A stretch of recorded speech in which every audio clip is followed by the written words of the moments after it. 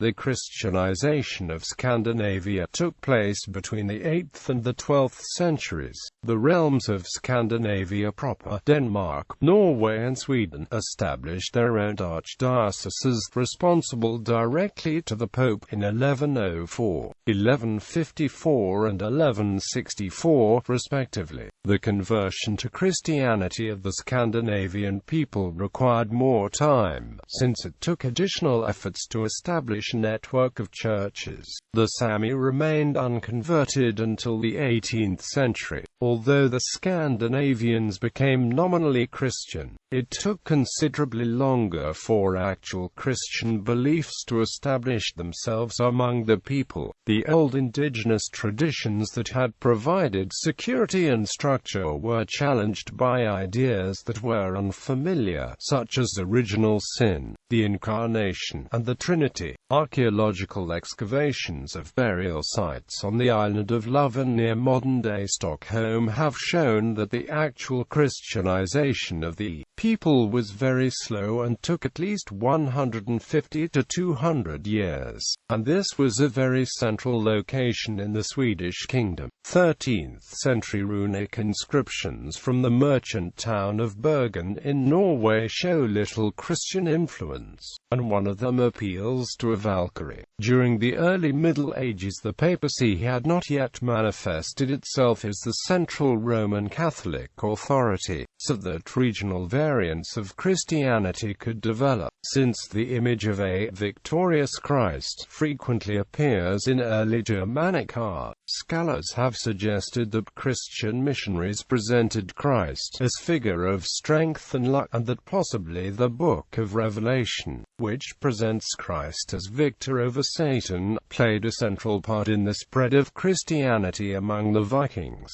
Mission of Hamburg-Bremen. Recorded missionary efforts in Denmark started with Willibrord, apostle to the Frisians, who preached in Schleswig, which at the time was part of Denmark. He went north from Frisia sometime between 710 and 718 during the reign of King Ongendus. Willibrord and his companions had little success. The king was respectful, but he had no interest in changing his beliefs. Aganta did permit 30 young men to return to Frisia with Willibrord. Perhaps Willibrord's intent was to educate them and recruit some of them to join his efforts to bring Christianity to the Danes. A century later, Ebbo, Archbishop of Reims, and Willeric, later Bishop of Bremen, baptized a few persons during their 823 visit to Denmark. He returned to Denmark twice to proselytize, but without any recorded success. In 826, the king of Jutland, Harald Klak, was forced to flee from Denmark by Horik I, Denmark's other king. Harald went to Emperor Louis I of Germany to seek help getting his lands in Jutland back. Louis I offered to make Harald Duke of Frisia if he would give up the old gods. Harald agreed, and his family and the 400 Danes with him were baptized in Ingelheim am Rhine. When Harald returned to Jutland, Emperor Louis and Ebbo of Reims assigned the monk Ansgar to accompany Harald and oversee Christianity among the converts. When Harald Klak was forced from Denmark by King Horik I again, Ansgar left Denmark and focused his efforts on the Swedes. Ansgar traveled to Birka in 829 and established a small Christian community there. His most important convert was Herigar, described as a prefect of the town and a counselor to the king. In 831 the Archdiocese of Hamburg was founded and assigned responsibility for proselytizing Scandinavia. Horik I sacked Hamburg in 845, where Ansgar had become the archbishop. The seat of the archdiocese was transferred to Bremen. In the same year there was a pagan uprising in Birka that resulted in the martyrdom of Nithard and forced the resident missionary bishop Gerbert to flee. Ansgar returned to Birka in 854 and Denmark in 860 to re-establish some of the gains of his first visits. In Denmark he won over the trust of then King Horik II, who gave him land in Hedby for the first Christian chapel. A second church was founded a few years later in Ribe on Denmark's west coast. Ribe was an important trading town, and as a result, southern Denmark was made a diocese in 948 with Ribe as its seat. A part of the Archdiocese of Hamburg-Bremen under its first bishop, St. Ledag, who was murdered that year while crossing the Ribe River. The supremacy of the Archdiocese of Hamburg-Bremen over ecclesiastical life in the north gradually declined as the papacy, for the pontificate of Pope Gregory VII onwards, involved itself more with the north directly. A significant step in this direction was the foundation of an archbishopric for the whole of Scandinavia at Lund in 1103–04. Both the accounts of Willibrord and of Harald are semi-mythical, and integrate mythical and legendary themes from the Nordic pagan tradition into the Christian stories. A syncretized variant of the story of Harald that has him battling Ragnar Lodbrok to establish Christianity in Denmark appears in Book 9 of Saxo Grammaticus's Gesta Danorum. Ebbo is the name of a mythical Nordic figure, Iber, also known as Eagle or Vandal, who is an archer, elf, and smith who turns against the Aesir gods and wages war upon them, and the story of Ebbo of Reims integrates themes of the divine Ebbo's story, including peasant birth and migration. Harald's usurpation and his efforts at Christianization are related to several stories of usurpation and changes in sacrifices, including the usurpation of Mythothan and the introduction of the worship of Freya to Uppsala, in that they utilize similar motifs and mythical figures. Denmark. The spread of Christianity in Denmark occurred intermittently. Danes encountered Christians when they participated in Viking raids from the 9th century to the 1060s.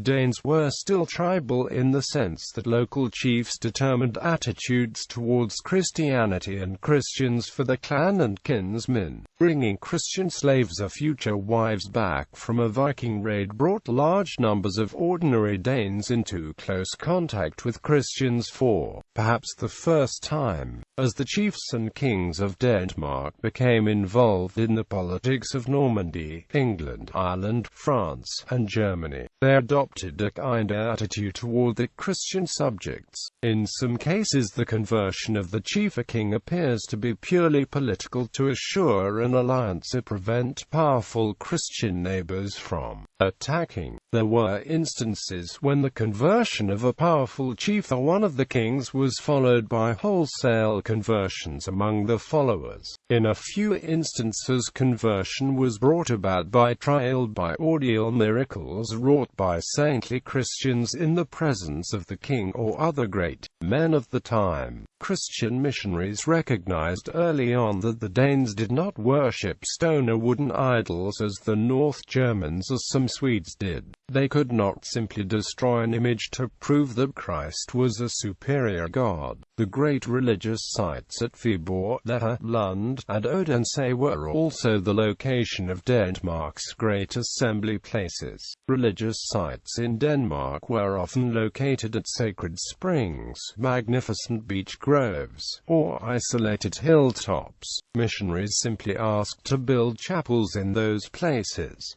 Over time the religious significance of the place transferred itself to the chapel. Even after becoming Christian, Danes blended the two belief systems together. Families who lived close to the earth did not want to offend the local spirits, so offerings were left just as they had been in pre-Christian days. Sacred springs were simply consecrated to one of the local saints associated with the spring, and life went on much as it had before.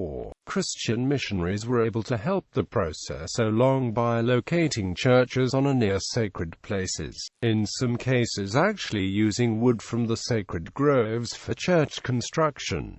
Thor's hammer sign was easily absorbed by the cross. Denmark has several saints, canonized by local bishops as was the custom in early Scandinavia, are revered by locals as saints. Often these saints derive the veneration from deeds associated with the Christianization of Denmark. Viborg has St. Kjeld, Aarhus has St. Niels, Odense has St. Knut. Others include Knut Lavard, Ansgar, St. Thoger of Vendsyssel, St. Wilhelm, St. Ledag of Rye, and others gave their lives and efforts to the task of making the Danes Christian. King Gorm the Old, who was known in his lifetime as Gorm the Sleepy, was the first king of all of Denmark. Until his day, Danish kings were local kings without influence over all the Danes. Denmark consisted of Jutland and Schleswig and Holstein all the way down to the Ida River, the main islands of Zealand, Funen, Langeland, the nearby lesser islands, and Skaneland.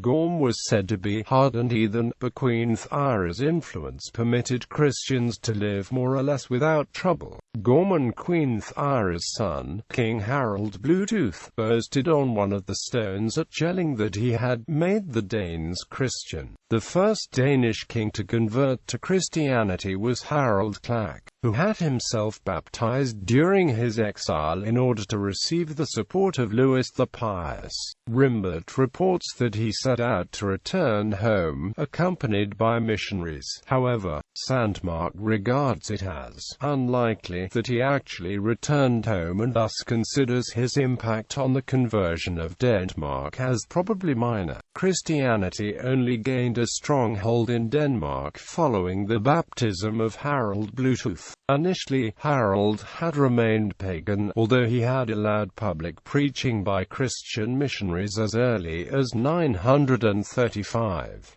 Around 960, Bluetooth converted to Christianity, reportedly when the Frisian monk Popper held a fire-heated lump of iron in his hand without injury. Harald's daughter, Gunhilda, and his son, Sweyn Forkbeard, were baptized too.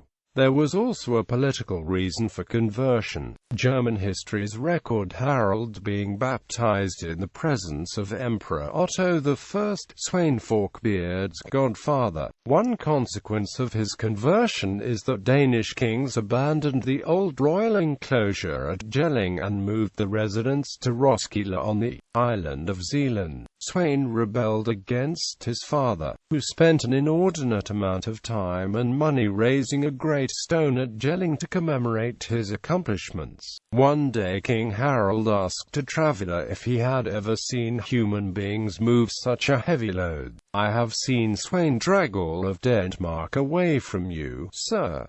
Judge for yourself which of you bears the heavier weight." Harald left the stone lying in the path, realizing at last that Sweyn had nearly succeeded in stealing the whole kingdom. Several battles brought the rebellion to stalemate, but in 985 Harald was mortally wounded by an arrow. Later his remains were buried in the little timber church at Roskilde, then Denmark's capital. His remains are supposed to be walled up in one of the pillars of Roskilde Cathedral. Sweyn Forkbeard tried to wrest control of the church in Denmark away from the Holy Roman Empire and as a result was slandered by German historians of his day. He has been accused of relapsing from his Christian beliefs and persecuting Christians in England. In fact, Sweyn gave land to the large cathedral at Lund to pay for the maintenance of the chapter. His army destroyed Christian churches in England as part of his invasion following the St. Brice's Day massacre of Danes organized by Ethel. But when Sweyn became King of England and of Denmark, politics required that he show a kinder face toward the church which had opposed him. Another Christianizing influence was the mass emigration of Danes to England and Normandy in the Viking years. Thousands of Danes settled in east-central England and in northern France, displacing or intermarrying with the local nobles who were Christian. Once part of a Danish clan became Christian, it often meant that the rest of the family's view toward Christianity softened. By the early 11th century, certainly during the reign of Canute IV, Denmark can be said to be a Christian country. Later known as Saint Canute, Canute IV was murdered inside St. Alban's Church in 1086 after nobles and peasants alike rebelled at his enforcing the tithe to pay for the new monasteries and other ecclesiastical foundations which were introduced into Denmark for the first time during his reign. Both the institutions and the tax were considered foreign influences, and Canute's refusal to use the regional assemblies as was customary to establish new laws resulted in his death and that of his brother, Prince Benedict, and 17 other housecarls. In many ways the canonization of St. Canute in 1188 marks the triumph of Christianity in Denmark. When St. Canute's remains were moved into Odense Cathedral, the entire nation humbled itself with a 3-day fast. Although he was not the first Dane to be made a saint, it was the first time for a king, the symbol of a more or less united Denmark, was recognized as an example worthy of veneration by the faithful. For that time until 1536, when Denmark became a Lutheran country under the King of Denmark as the titular head of the Danish national church, the struggle between the power of the king and nobles and the church would define much of the course of Danish history.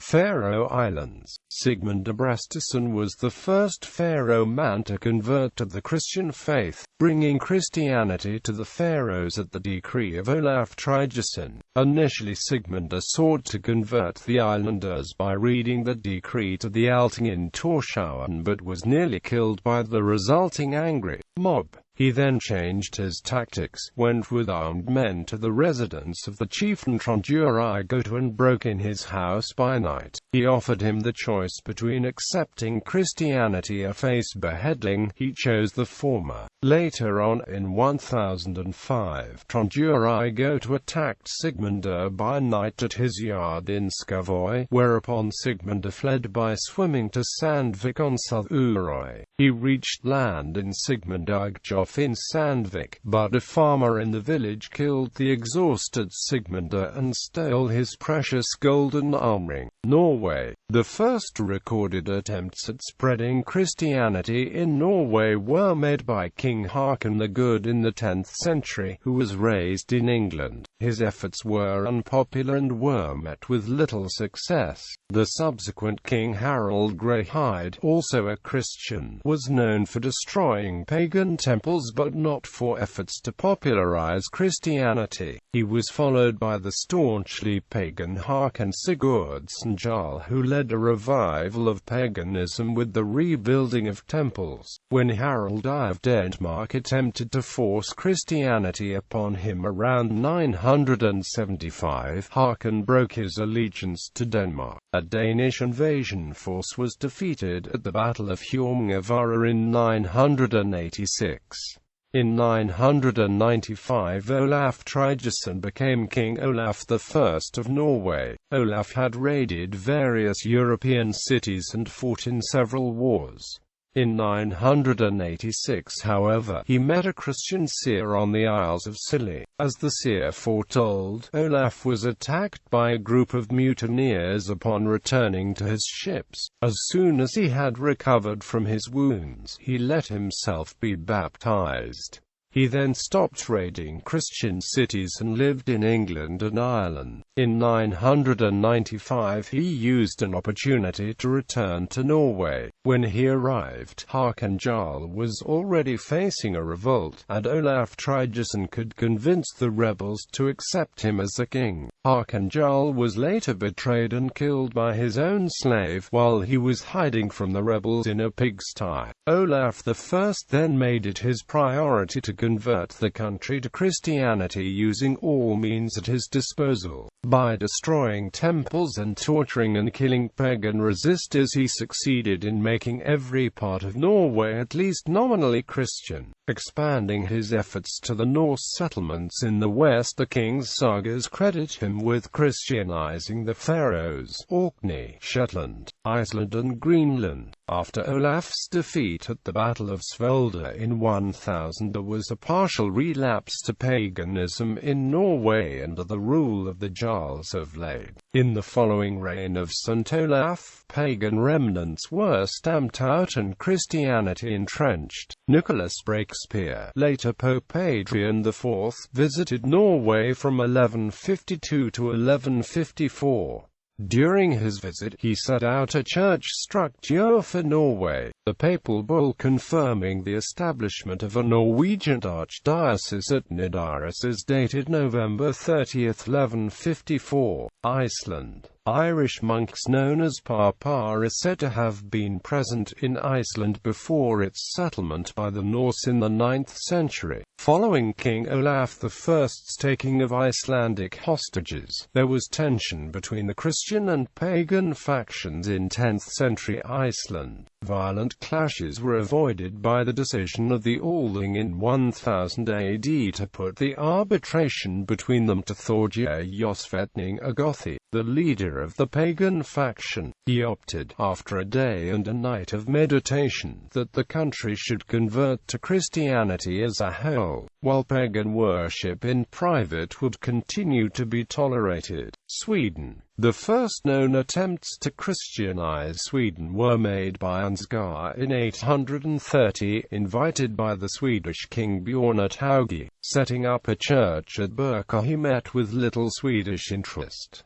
A century later, Unni, Archbishop of Hamburg, made another unsuccessful attempt. In the 10th century, English missionaries made inroads in Västergötland. Adam of Bremen's historical treatise Gesta Hammarbergensis Ecclesiae Pontificum mentions a pagan temple at Uppsala in central Sweden. The reliability of Adam's description of the cult site at Gamla Uppsala has been seriously questioned. Quote, although Uppsala's status as a pre-Christian cultic center is well documented, Adam's account could not be confirmed by archaeological findings. The presumed cult buildings which have been excavated do not resemble Adam's description of a temple totally covered with gold. The supporters of the cult at Uppsala drew a mutual agreement of toleration with Olaf Konung, the first Christian king of Sweden who ascended to the throne in the 990s. Presumably, Olaf Konung was not in a powerful enough position to violently enforce the observance of Christianity in Uppland. Instead, he established an episcopal see at Skara in Västergötland, near his own stronghold at Hisaby around 1000. Another episcopal see was established at Sigtuna in the 1060s, according to Adam von Bremen by King Stenkel. This seat was moved to Gamla Uppsala probably sometime between 1134 and 1140. This might have been because of Uppsala's importance as an old royal residence and king site, but it may also have been inspired by a desire to show that the resistance to Christianity in Uppland had been defeated. By papal initiative, the Archdiocese for Sweden was established at Uppsala in 1164. What may be one of the most violent occurrences between Christians and pagans was a conflict between Bloxwane and Inga the Elder in the 1080s. This account survives in the Orkney saga and in the last chapter of Hervra saga, where the saga successively moves from legendary history to historic Swedish events during the centuries before its compilation. The reigning king Inga decided to end the traditional pagan sacrifices at Uppsala, which caused a public counter-reaction. Inga was forced into exile, and his brother-in-law Bloxwane was elected king on condition that he allow the sacrifices to continue. After 3 years in exile, Inga returned secretly to Sweden in 1087, and having arrived at Old Uppsala, he surrounded the Hall of Blockswain with his housecarls, and set the hall on fire, slaying the king as he escaped from the burning house. However, our saga reports that Inge completed the Christianization of the Swedes, but the Heimskringla suggests that Inge could not assume power directly, but had to dispose of yet another pagan king, Eric of Good Harvests. According to M.G. Larsson, the reason why the Swedish core provinces had coexistence between paganism and Christianity throughout the 11th century was because there was a general support for the transition towards the new religion. However, the old pagan rites were important and central for legal processes, and when someone questioned ancient practices, many newly Christianized Swedes could react strongly in support of paganism for a while. Larsson theorizes that, consequently, the vacillation between paganism and Christianity that are reported by the sagas and by Adam of Bremen were not very different from vacillations that appear in modern ideological shifts. It would have been impossible for King Inge the Elder to rule as a Christian king without strong support from his subjects, and a Norwegian invasion of vast Gotland by Magnus Barefoot put Inge's relationship with his subjects to the test. He appears to have mustered most of the Swedish Ledang, 3,600 men, and he ousted the Norwegian occupation force. Although Sweden was officially Christianized by the 12th century, the Norwegian king Sigurd the Crusader undertook a crusade against Småland, the southeastern part of the Swedish kingdom, in the early 12th century, and officially it was in order to convert the locals. Gotland. The Gutterlagen, officially in use until 1595 but in practice until 1645, stated that performing blots was punishable by a fine. Jämtland, on the northernmost rune stone of the world standing on the island Frossen in central Jämtland, the Fraso runestone. It is said that a man called Ostmaith Christianized the region, probably in the period 1030 to 1050 when the runestone was raised. Little is known of Ostmaith, but he is believed to have been the law speaker of the regional thing Jämtland, Finland. Judging by archaeological finds, Christianity gained a foothold in Finland during the 11th century. It was strengthened with growing Swedish influence in the 12th century and the Finnish crusade of Birger Jarl in the 13th century. Christianization of the Baltic countries. Lithuania, and Sami were ultimately Christianized from 1386 until 1417 by the initiative of the Grand Duke of Lithuania Jogaila and his cousin, Vytautas. This event ended one of the most complicated and lengthiest processes of Christianization in European history. However, pagan customs prevailed for a long time among the common people of Lithuania and were covertly practiced. Motives for conversion. One of the more interesting aspects of the Scandinavian conversions to Christianity was not necessarily the conversions themselves, but why they chose to accept in the first place. Some conversions appear to have taken place for political and material gain, as well as spiritual reasons. For instance, some may have simply wanted to take the rich gifts, such as a fine, white baptismal garment, that were being handed out by Frankish nobles, who acted as the baptismal candidates' sponsors when they were baptized. In the case of King Harald Bluetooth of Denmark, for example, he only partially converted to the new faith to preserve his independence from the Germans, who posed an even greater threat at the time than the Franks had been prior to this. He also saw that Christianity had much to offer to his rule. It not only helped to exalt his status, but it also provided practical help. The missionary bishops were literate, and those who had experience of the royal government in Germany or England had the potential to be valuable advisors. There was also an economic motive to convert, as pagan kings were fascinated with Christian wealth. As a result, some chose to accept the new faith as a way to gain access to this wealth.